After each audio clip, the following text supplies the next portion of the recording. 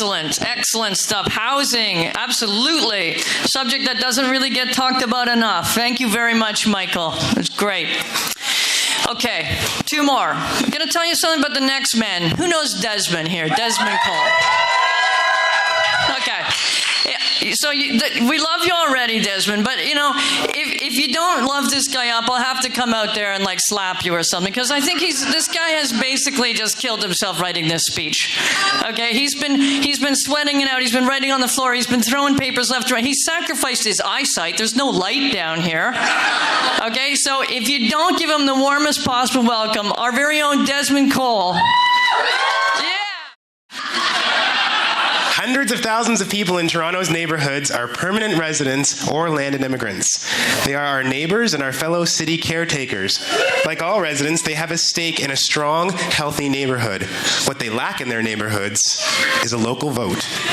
So who can vote locally? Well, you can, as long as you're 18 years old, a Toronto resident who owns or rents property in Toronto, or their spouse. You are not prohibited from voting by any law, and you are a Canadian citizen. But hang on. We give non-residents who hold property, or their spouses, in Toronto a vote, but not people who live their lives here. And even if you do hold property from outside Toronto, you still can't vote without citizenship. It's like Monopoly Elections Edition or something. I Vote Toronto believes citizenship and control of public property can't be the only factors that decide who needs a local voice. But don't take my word for it. Oh no, just look at our institutions at all levels of government. Let's start with the province. Once upon a time in Toronto, you had to be a citizen in order to practice law. But the Supreme Court decided citizenship was the inappropriate standard.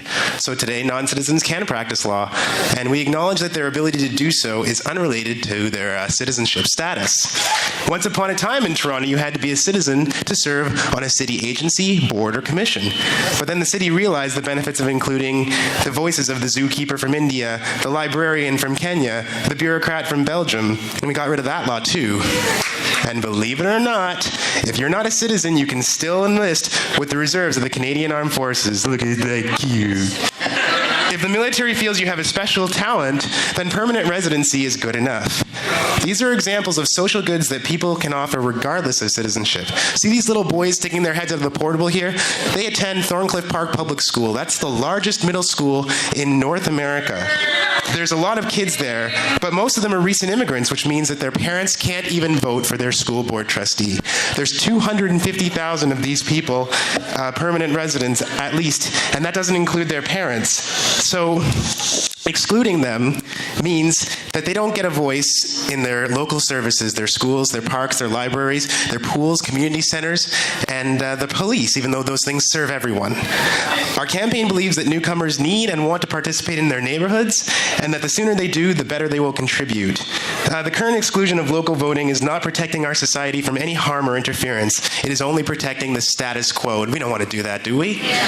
So what have we done? We've partnered with 67 organizations around the city and across the province, not just to get the vote passed, but to help educate anyone who wants to get involved in the process.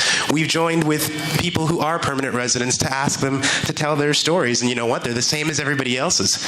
All they want is safe neighborhoods, decent employment, and to get money for the services that they pay for. We've also come together across the city with people in this room and people who are looking for reform all across the city. And since we're all talking about reform, it's nice that we can do it together. But in the case of I Vote Toronto, we've got to talk about more than just Toronto. We have 444 municipalities in Ontario, but the province decides who's going to vote in all of them. So we have to urge the province to make this change and have local representation be for everyone. And if you think it can't be done, all you have to do is look at France, Germany, South Korea, the United Kingdom, Spain, Chile, Barbados, Israel, the Netherlands, New Zealand, Belgium, the United States of America, Argentina, Venezuela, and many more. And if they can do it, guys, then what on earth are we waiting for?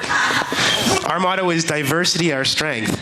And there's nothing wrong with diversity being our strength, as long as we give diverse people in our city a vote and a voice. And we need your help. My name's Desmond Cole. I'm the project coordinator of the I Vote Toronto campaign.